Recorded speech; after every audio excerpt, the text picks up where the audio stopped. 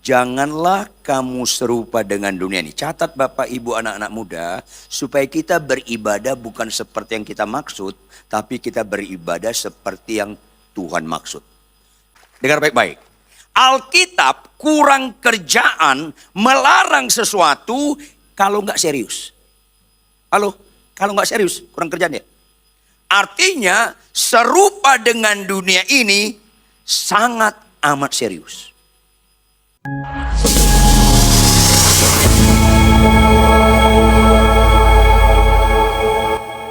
Engkau ada di tengah-tengah kami Tuhan. Kami menyanyikan lagu ini bukan sekedar tentang Tuhan, tetapi kami menyanyi lagu ini kepada Tuhan. Dan kami harus bertanggung jawab dengan nyanyian ini. Supaya kau lebih dari segalanya, bukan sekedar verbal, lip service, atau manipulasi emosi, tetapi itu terrealisasi dalam kehidupan kami sehari-hari. Lembutkan hati kami Tuhan. Roh Kudus, tiba saatnya kami mendengarkan firman Tuhan. Pendekatan kami kepada kebenaran firman Tuhan bukan supaya keinginan kami kau kabulkan. Jauhkan kami dari hal itu Tuhan. Pendekatan kami kepada kebenaran firman-Mu supaya makin tambah tingkat pengenalan kami akan Engkau, semakin tambah Engkau berotoritas atas kami, dan kami semakin berkurang-kurang berotoritas terhadap diri kami. Sehingga proses aku makin berkurang, Engkau makin bertambah. Sangat nyata ketika kami pulang Tuhan. Sehingga kami menikmati ibadah yang sejati. Senangkan hati-Mu Tuhan. Karena sebelum kami menyenangkan hati-Mu, Engkau lebih dahulu berbuat segala-galanya melalui pengorbanan-Mu dan kebangkitan-Mu. Berbicaralah, dalam nama Yesus kami sungguh berdoa. Haleluya. Semua yang percaya sama-sama katakan amin. Tepuk tangan yang keras. Amin. Amin. Amin. Silakan duduk. Shalom. Shalom. Jemaat yang dikasihi oleh Tuhan, kita sama-sama baca Roma 12 ayat 2. Tampilkan operator Roma 12 ayat 2. Sama-sama kita baca Bapak Ibu jemaat sekalian dengan catatan. Perhatikan baik-baik kata demi kata yang kita baca. Yang nyambung katakan amin. 1, 2, ya. Janganlah kamu. Tetapi. Sehingga. Apa yang baik, yang berkenan kepada Allah dan yang yes. Perhatikan baik-baik, saya membutuhkan konsentrasi ekstra Anda dalam mendengarkan firman Tuhan. Yang sepakat katakan amin. Dari bacaan ini, ada enggak kalimat yang mengandung unsur peringatan? Ada enggak? Halo, ada enggak? Ada enggak unsur larangan? Direpresentatifkan kalimat mana? Janganlah kamu serupa dengan dunia ini. Catat Bapak Ibu anak-anak muda, supaya kita beribadah bukan seperti yang kita maksud, tapi kita beribadah seperti yang Tuhan maksud.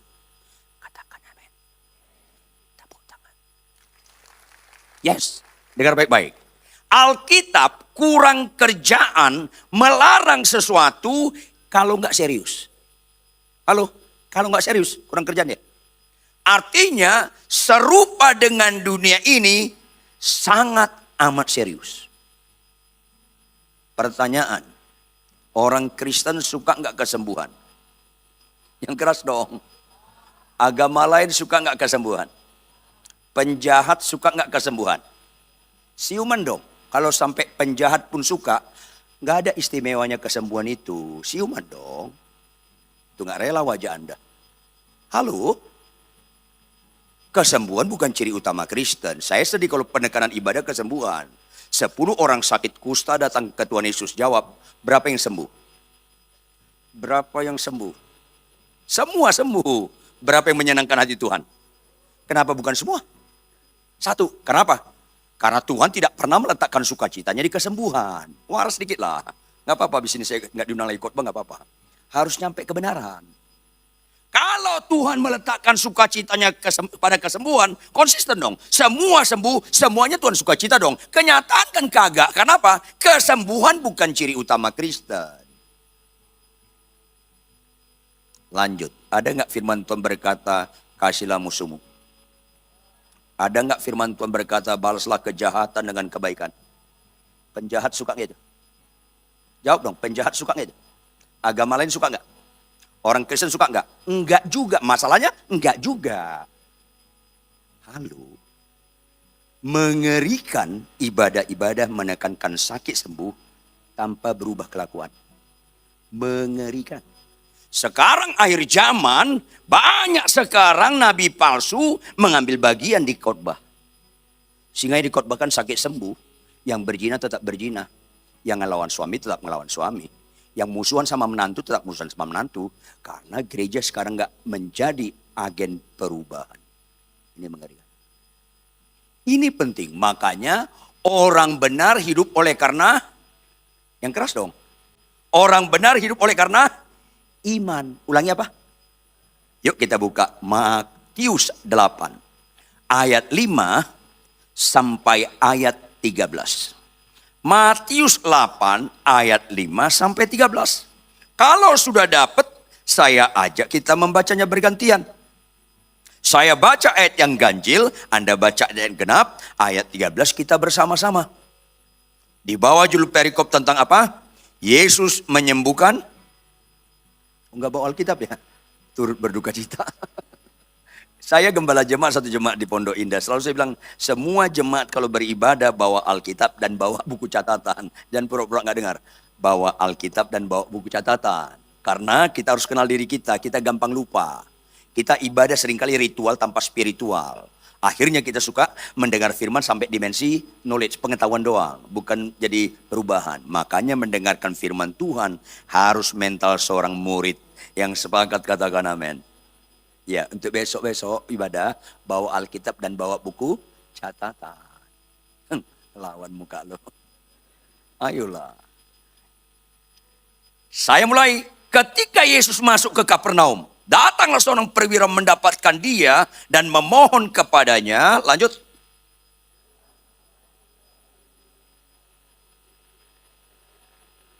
Yesus berkata kepadanya, aku akan datang menyembuhkannya.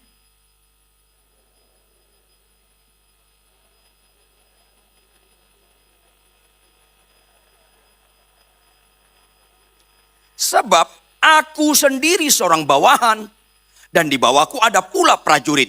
Jika aku berkata kepada salah seorang prajurit itu, pergi, maka ia pergi. Dan kepada seorang lagi, datang, maka ia datang. Ataupun kepada hambaku, kerjakanlah ini, maka ia mengerjakannya.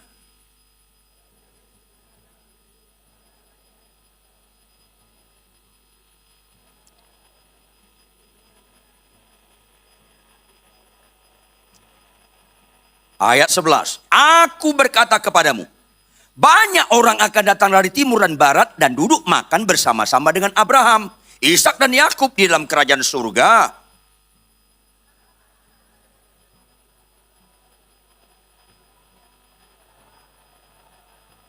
Ayat 13 sama-sama, 1, 2, ya.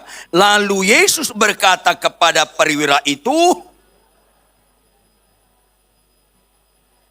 Maka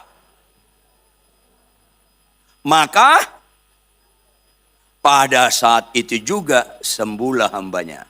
Saya suka mengajar, jangan suka dengar khotbah yang mengenakkan telinga.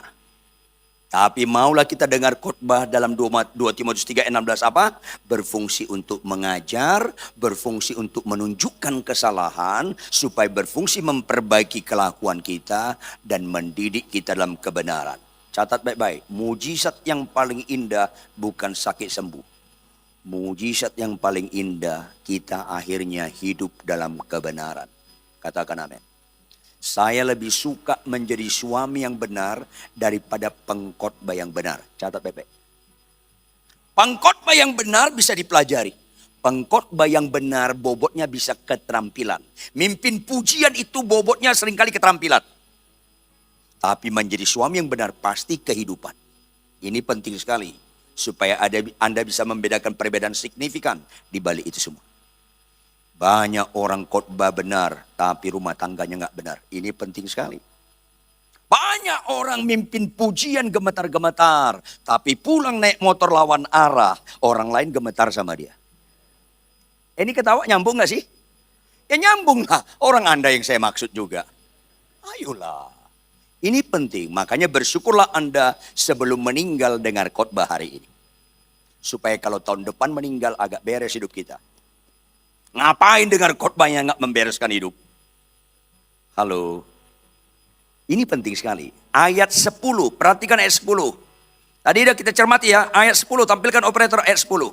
Setelah Yesus mendengar hal itu, heranlah siapa? Yesus, iya. Yesus heran. Dan berkata kepada mereka yang mengikutinya. Siapa yang mengikutinya? Murid-muridnya. Petrus, Yohanes dan kawan-kawan. Apa yang dia katakan, sama-sama kita baca. Apa yang dia katakan? Aku berkata kepadamu. Sesungguhnya iman sebesar ini gak pernah aku jumpai pada seorang pun di antara orang Israel. Berarti makna kalimat ini ada mengandung keunggulan iman gak? Ada mengandung keunggulan iman gak? Yes. Cerdas. Tuhan ngomong seperti itu kepada perwira ini setelah hambanya sembuh atau belum? Belum. Makanya catat dong, kesembuhan bukan ukuran iman. Kenapa gak cerdas Kristen ini? Kesembuhan bukan ukuran iman. Ayat sebelum ayat 10 yang dilakukan oleh perwira ini, itu ukuran iman. Ayo dong, siumanlah kita. Jawab, kalau ada orang sakit kanker, sakit apa? Umurnya 2 bulan lagi, berapa bulan? Jawab, bisa nggak Tuhan sembuhkan? Lebih keras. Oleh bilur-bilurnya sembuh. Sembuh orang itu. Berarti batal nggak kematiannya? Yang bilang batal sesat. Nggak batal, ditunda. Ada nggak orang sakit kanker sembuh, terus nggak mati-mati selama-lamanya? Nggak ada. Ayo dong. Kenapa Kristen belajar tumpul kritisnya? Sepanjang kita mau menyenangkan hati Tuhan, jangan pernah tumpul berpikir kritis, supaya nggak gampang disesatkan Anda. Makanya ketika ibu-ibu datang ke saya, salam pendeta Ridwan, salam. Bapak ingat saya nggak? Waduh, lupa saya. 5 tahun yang lalu sepupu saya membawa bapak ke rumah sakit Darmais. Saya kanker parah. Oke, terus 5 tahun lalu bapak doakan.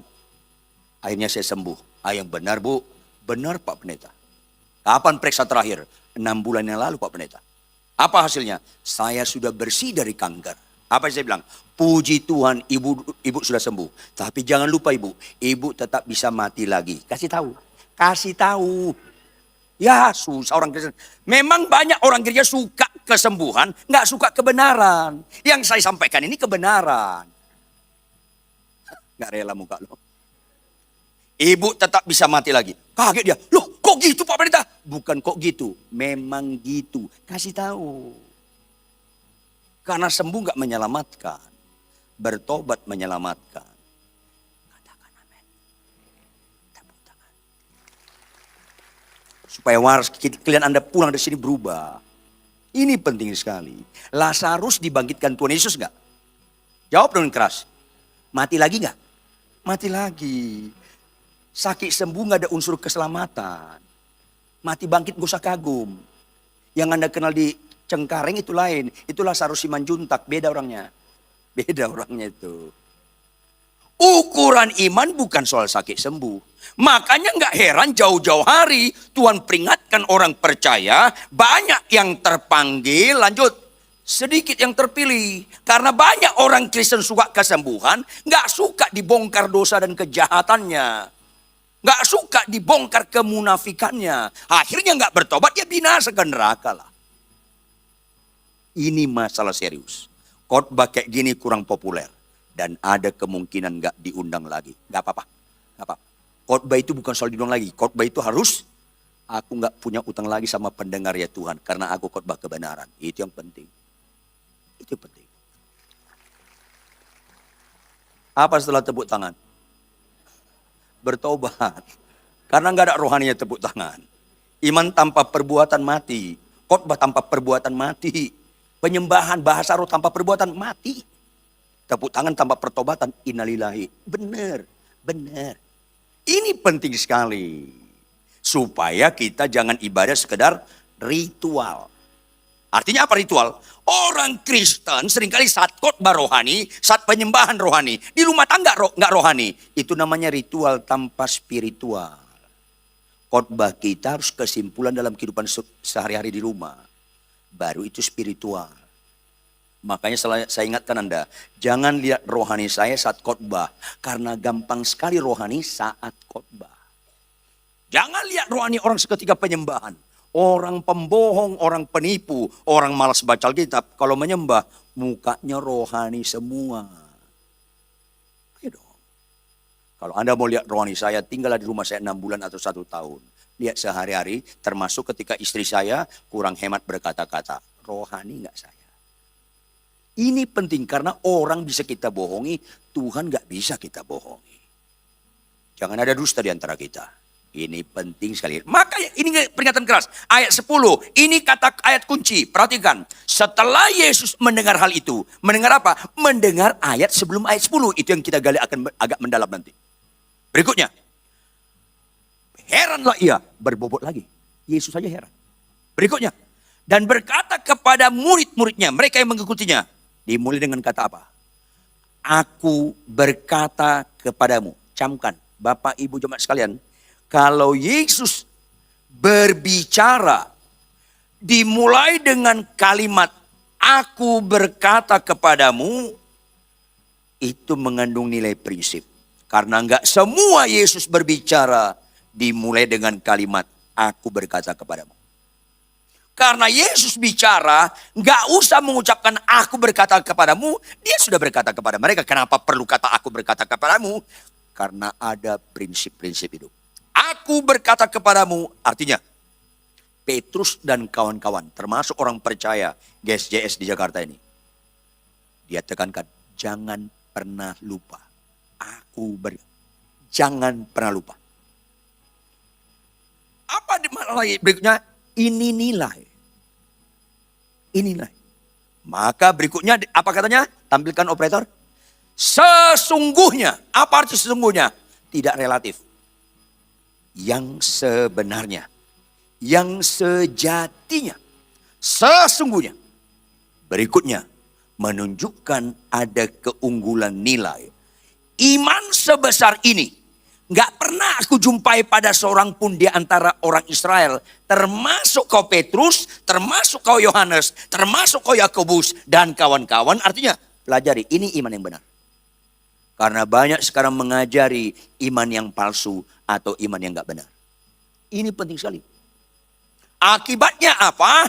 Orang Israel, orang Kristen masa kini seringkali gak beriman yang benar. Atau iman palsu. Akibatnya apa? Lihat ayat 11. Aku berkata kepadamu, pengulangan lagi. Banyak orang akan datang dari timur dan barat. Artinya dari luar Israel. Akhirnya duduk makan bersama-sama dengan Abraham, Ishak dan Yakub di dalam kerajaan surga. Wow, peringatan keras. Ditambah lagi ayat 12. Sedangkan siapa? Ayat 12. Sedangkan anak-anak kerajaan itu bagaimana? Akan dicampakkan. Artinya apa? Dibuang ke neraka. Ini serius. Ini serius. Sekali lagi, bukan kebetulan Anda siang hari ini mendengarkan firman hari ini. Karena Tuhan sayang kepada Anda. Jangan Anda menggenapi yang dicampakkan. Ini penting sekali. Khotbahlah kebenaran supaya pendengarnya bukan mengejar kesembuhan, bukan miskin kaya, bukan mobilnya Innova jadi Alphard, tetapi berubah kelakuannya. Itu enggak ada amin. Amin berikutnya itu enggak spontan, latah. Ini penting. Ketawanya mengandung kepedihan nih. Ini penting sekali. Makanya Bapak Ibu, sedangkan anak-anak kerajaan itu akan dicampakkan ke dalam kegelapan yang paling gelap. Di sana akan terdapat ratap dan ketak gigi. Mengerikan anak-anak kerajaan. Jujur, ada nggak orang Kristen malas baca Alkitab? Jawab dong. Mengerikan. Ada nggak orang Kristen masih buka situs porno? Mengerikan. Ada nggak orang Kristen nggak disiplin baca Alkitab, tapi disiplin sekali main game tiap hari? Mengerikan. Ngapain Anda malas baca Alkitab, suka buka situs porno, ngelawan orang tua, suka ngelawan suami, suka maki-maki istri, suka sakit sembuh? Mengerikan. Hanya penipuan-penipuan yang terjadi. Nggak menyelamatkan kalau Anda nggak berubah kelakuan Anda. Ini penting sekali. Sakit sembuh nggak menyelamatkan. Jika satu orang saja bertobat, seisi surga bersorak-sorai. Kenapa seisi surga bersorak-sorai? Karena ada orang yang selamat bertobat. Ini penting sekali. Makanya banyak orang Kristen punya penyakit kudis. Tahu kudis kan? Kurang disiplin. Malas baca Alkitab. Dari kecil anak saya bilang, bangun nak. Ini udah jam 4:30, nanti terlambat kamu sekolah. Dari kecil. Aku ngantuk, nggak bisa nak. Dengar nak ya, orang Islam sembahyang subuh. Orang Kristen ngorok semuanya, ngorok. Kayak yang lihat saya sekarang ini, ngorok. Makin keras azannya, makin keras ngoroknya. Malah sempat mimpi makan capcay lagi nak. Bangun kesiangan, terus ke gereja jadi singers, melayani. Nyanyinya apa? Hidup ini adalah kesempatan. Langsung malaikat tadi ada kasih backsound. Bohong. Iya loh, banyak malaikat tadi sini saya dengar. Bohong. Ada dengar ya? Bolot sih lo. Ayo dong, karena orang bisa kita bohongi, Tuhan mana bisa kita bohongi. Jangan nyanyikan lagu-lagu rohani kalau Anda masih malas baca Alkitab. Ini penting sekali. Kudis kurang disiplin. Akibatnya apa? Penuh dengan kuman, kurang iman. Akhirnya penuh dengan kurap, kurang urapan. Udah kudis kuman kurap, nyanyi. Aku anak raja, langsung malaikat kasih backsound. Raja gembel, iya. Dari ketawa lu aja lu nyambung tuh. Kalau kudis kuman kurap gak usah bilang anak raja lah. Dicampakkan Anda nanti. Ini penting sekali. Menipu khotbah-khotbah sakit sembuh. Kalau dosa nggak ditinggalkan. Catat dong baik-baik. Menipu. Yang miskin kaya. Usahamu akan diberkati. Kalau perjinahanmu nggak kau tinggalkan. Homoseks lesbian lu nggak lu tinggalkan. Menipu semua khotbah yang mengenakkan telinga itu. Nggak ada amin lagi. Itu nggak spontan, latah itu. Sedangkan anak kerajaan itu akan dicampakkan ke dalam kegelapan yang paling gelap. Di sanalah akan terdapat ratap dan ketak gigi gambaran neraka. Baru terakhir Yesus berkata, lalu Yesus berkata kepada perwira itu, pulanglah dan jadilah kepadamu seperti yang kau percaya. Kalimat terakhir ayat 13, sama-sama baca kalimat terakhir ayat 13. 1, 2, ya. Maka, halo. Pada saat itu juga. Tampilkan operator Markus 1 ayat 42 supaya kita semua sehat Kristennya nih. Pada saat itu juga. Markus 1 ayat 42. Sama-sama baca. Markus 1 ayat 42. 1, 2, ya.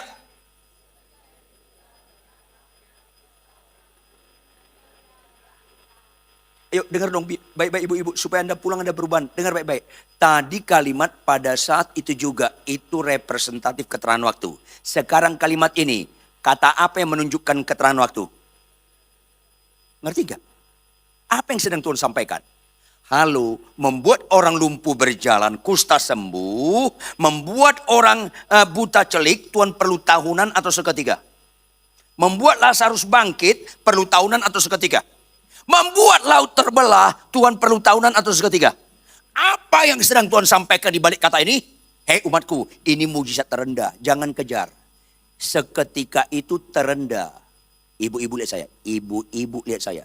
Membuat seorang istri tunduk pada suaminya, itu seketika atau pelajaran tahunan. Itu mujizat terindah. Jangan sesat loh.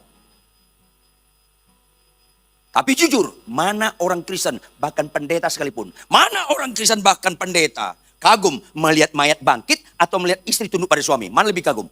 Mayat bangkit, karena mental dukunnya belum tuntas. Semua itu seketika. Khotbahlah kebenaran walaupun gak disukai. Bapak-bapak lihat saya.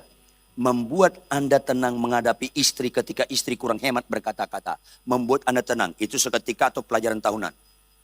Maka bertobat dong. Yang kayak begini harus dikotbahkan. Supaya jangan binasa. Yang nyambung ke perekonomian. Ayolah. Jangankan tunduk pada suami. Jangankan mengalah kepada istri. Yang pelit jadi pemberi pun gak bisa seketika. Termasuk orang yang sedang melihat saya sekarang ini. Nah, aminnya itu nyambung itu. Terus sakit sembuh. Ya penipuan. Ini masalahnya. Sekarang kita lihat bagaimana ayat 10 itu terbit. Kita lihat ayat 5 sampai 9. Supaya iman kita bukan iman seperti yang kita maksud. Iman kita seperti yang Tuhan maksud. Bahkan iman yang punya keunggulan. Yang mau katakan amin. Yes. Ayat 5. Perhatikan ayat 5. Ketika Yesus masuk ke Kapernaum. Datanglah apa? Seorang perwira mendapatkan dia dan memohon kepadanya. Catat, tolong kritisi. Menurut bahasa Yunaninya, perwira ini bukan pati, bukan perwira tinggi, bukan perwira rendah. Dia pangkatnya lebih kurang letnan kolonel atau kolonel. Pamen, perwira menengah. Coba yang tahu jawab pengkeras, biasanya letnan kolonel atau kolonel usia berapa tahun? Ada yang tahu nggak? Keras dong jawab. Ayo, yang jelas. Ayo, yang mana? Berapa? Di atas 40-an, ada 50. Ngerti nggak maksud saya? Kedua, Yesus dalam pasal ini masih bagian awal-awal pelayanan. Yesus umurnya berapa tahun? 30-an. 30, 31, paling maksimal 31. Mana lebih tua? Perwira ini atau Yesus? Perwira. Catat dong. Berikutnya, Yesus saat itu tampil sebagaimana manusia kebanyakan atau manusia istimewa, mukanya bercahaya, ada lingkaran manusia suci dan kakinya di atas permukaan bumi. Kira-kira yang mana? Yang pertama atau yang kedua? Yang pertama, manusia biasa. Pemuda sederhana. Supaya Anda ngerti kenapa Yesus ngomong ayat 10. Perwira ini umurnya 45 lebih kurang. Yesus 30-an. Halo. Mana yang seharusnya lebih dahulu memberi hormat? Yang muda atau yang tua? Yang terjadi perwira ini menghormati Yesus. Kita enak baca sekarang. Kalau kita baca sekarang, kita tahu Yesus Tuhan. Saat itu, nggak tahu orang. Murid-muridnya pun sampai pasal 8 ini, nggak tahu Yesus Tuhan. Murid-muridnya pun nggak tahu. Sampai Yesus ditangkap, Petrus masih menyangkal pakai bersumpah. Halo. Salah satu mujizat saya alami, saya nggak lahir zaman Yesus lahir. Kalau saya lahir zaman Yesus lahir, mungkin paling sulit saya percaya sama Yesus. Apalagi kalau saya sama Yesus satu sekolah di SD Impres dekat Bekasi Selatan sana. Makin sulit saya percaya. Bersyukurlah Anda lahir, nggak zaman Yesus lahir. Tapi responnya dengan apa? Bersyukurlah Anda mau beriman pada Dia. Ini penting. Perwira ini lebih tua dari Tuhan Yesus. Berikutnya, dengar baik-baik. Perwira ini orang Israel atau orang Roma? Orang Roma. Tahu artinya? Betapa sulitnya kalimat-kalimat berikutnya. Dia penjajah. Penjajah itu lebih superior daripada yang dijajah. Sehingga, halo, orang Belanda dulu kita panggil apa? Oh, belum lahir dulu ya. Meneer. Tuan, meneer. Orang Belanda manggil kita apa? Irlander. Apa Irlander? Pribumi. Lagi konotasi menghina, merendahkan. Gak ada ubahnya dengan budak-budak belian. Itu dibalik kata Irlander. Penjajah itu harus dihormati. Penjajah itu sulit untuk rendah hati. Ditambah usianya sulit rendah hati. Udah dua. Dia perwira. Siapa yang tahu? Yesus punya jabatan apa saat dia hidup? Di pemerintahan punya jabatan enggak dia? Enggak. Di bait Allah punya jabatan enggak?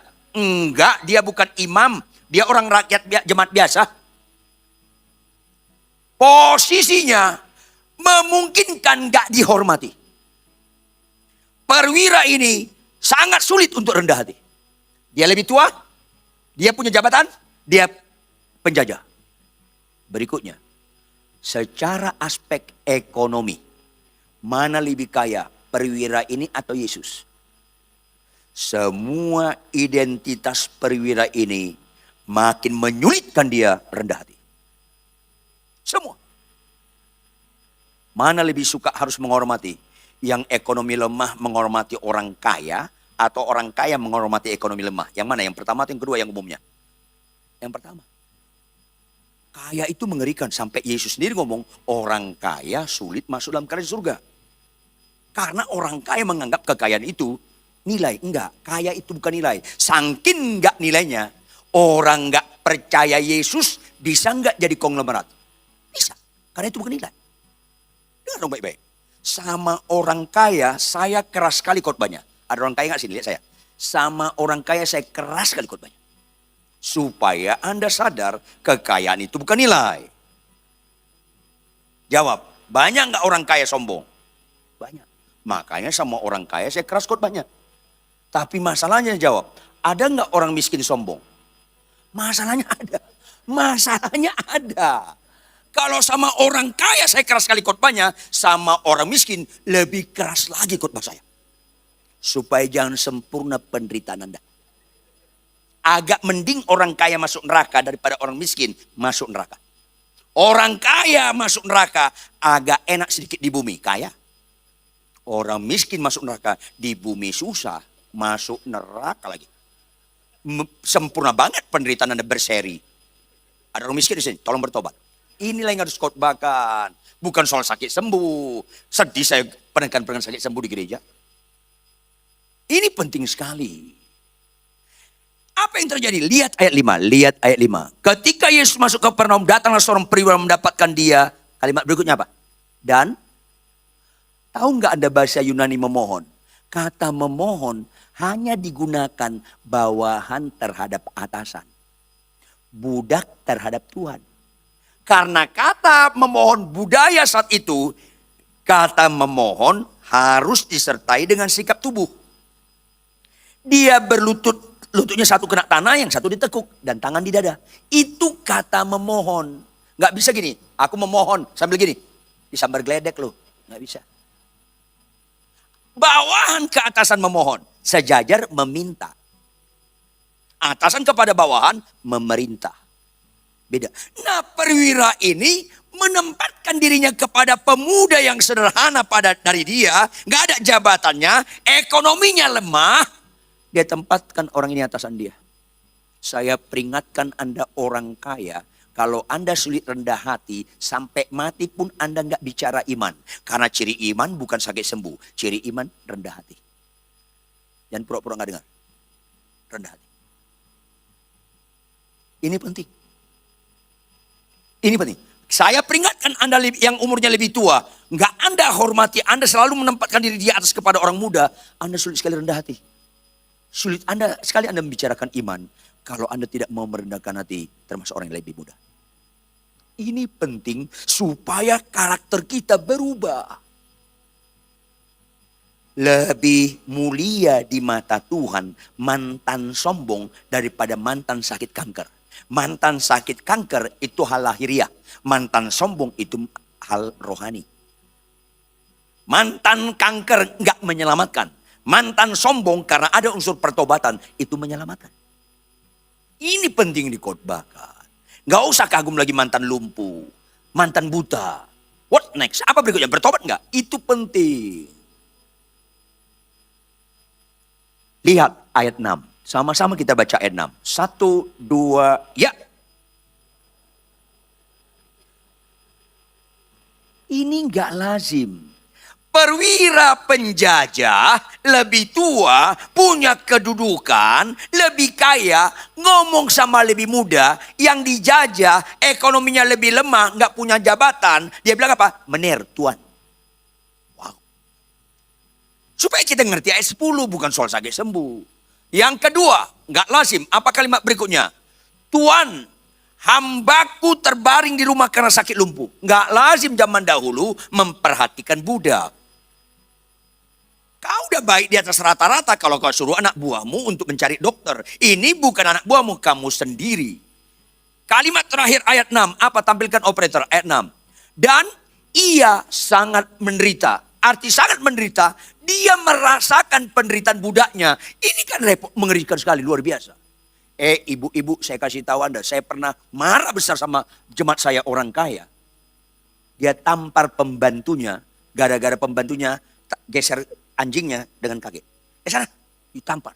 Kamu jangan Yesus nggak mati untuk anjing lu, untuk pembantu lu Yesus mati. Siapa di antara Anda lebih sayang anjing Anda daripada pembantu Anda memang bukan Kristen. Kalau nggak percaya Anda, matilah nanti malam tanya Tuhan Yesus. Pasti benar yang saya ucapkan ini. Puji Tuhan kalau bangkit lagi lo. Ayolah. Anda jahat lebih menghormati piaran daripada pembantu. Catat dong baik-baik. Supaya siuman kalian semua. Nggak apa-apa, habis ini nggak diulang lagi sekorban, nggak apa-apa lah. Ngapain dengar firman nggak merubah kelakuan? Ayolah. Berikutnya, Yesus berkata, karena dilihat orang ini bagus sekali, maka Yesus nggak bisa dibohongi. Langsung Yesus berkata, aku akan datang menyembuhkannya. Tapi lebih luar biasa lagi, ayat 8 sampai 9 yang melahirkan ayat 10. Apa itu?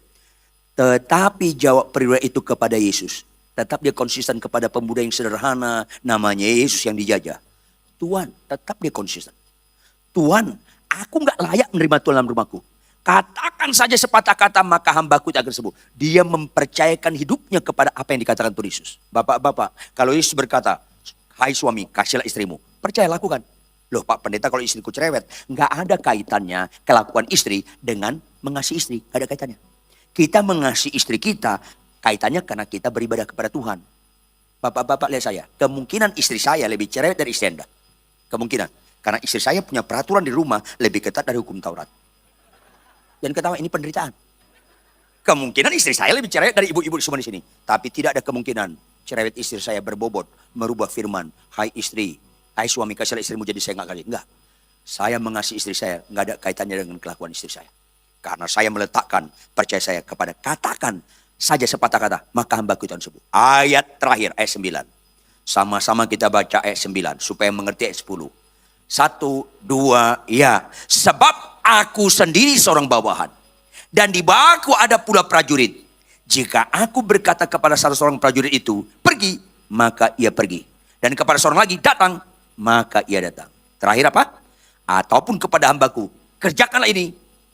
Apa makna kalimat ini? Tuhan, aku bawahanmu. Perintahkan saja apa saya, aku taat. Gambaran iman ketaatan absolut.